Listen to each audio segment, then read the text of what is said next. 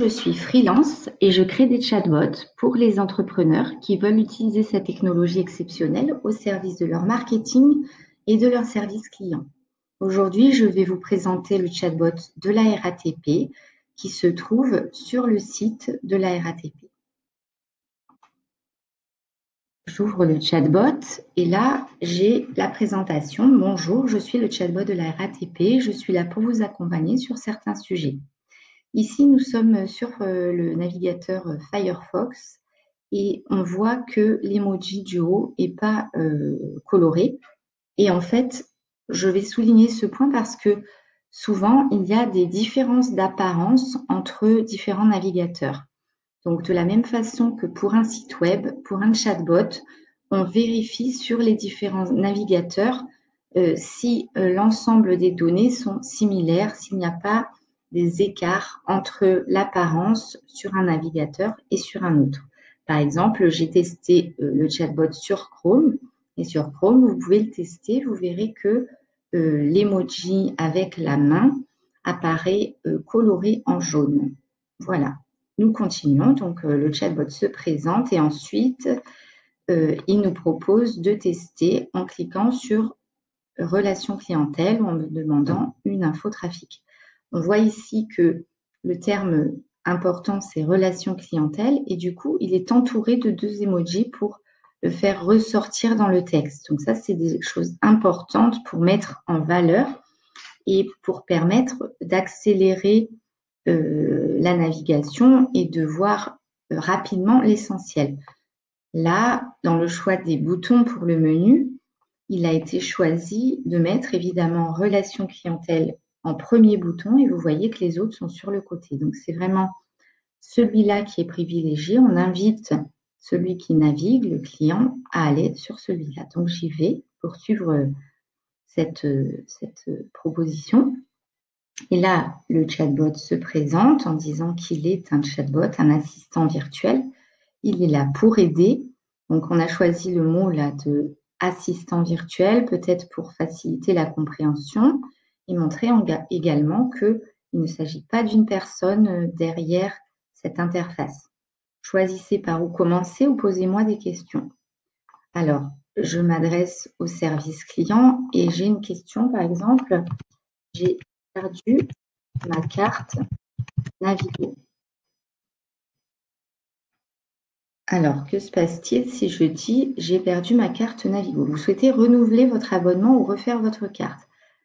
Afin de vous transmettre les bonnes informations, j'aurais besoin que vous m'indiquiez l'abonnement en question en choisissant parmi la liste suivante. Alors, moi, je vais choisir... donc, il y a le pass découverte, Imagine, Navigo annuel, Navigo mois, Navigo jour, Navigo semaine, Navigo easy, Navigo liberté. Je vais prendre, donc on est là sur la forme d'un carrousel qui permet de montrer l'apparence de la carte et de décrire le type de Navigo. Moi, je vais prendre le Navigo annuel. Donc, on a la possibilité, les différentes possibilités. Donc, vous pouvez être prélevé, le prélèvement, payer comptant, vous déplacer, l'envoyer à l'adresse suivante. Et donc, je vais mettre perdu pour qu'ils comprennent qu'il ne s'agit pas de renouveler, mais de déclarer une perte. Je ne suis pas sûre d'avoir carte perdue. Cas d'objet perdu ou trouvé sur notre réseau, vous pouvez contacter le service des objets trouvés. Donc là, on a trouvé le mot qui accroche et le mot qui peut correspondre au niveau de l'intelligence artificielle.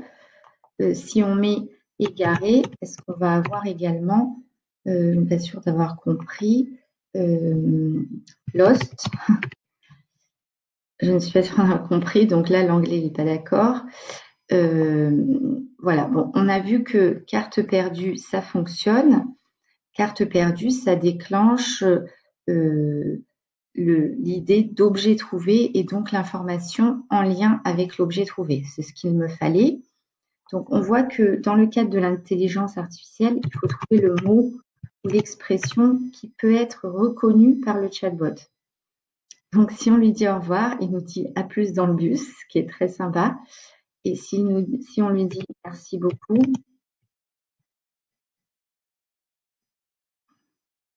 pas de souci, n'hésitez pas, je suis là pour ça. Donc voilà, donc c'est un bot qui a une bonne intelligence artificielle pour piocher dans la base de données les informations utiles.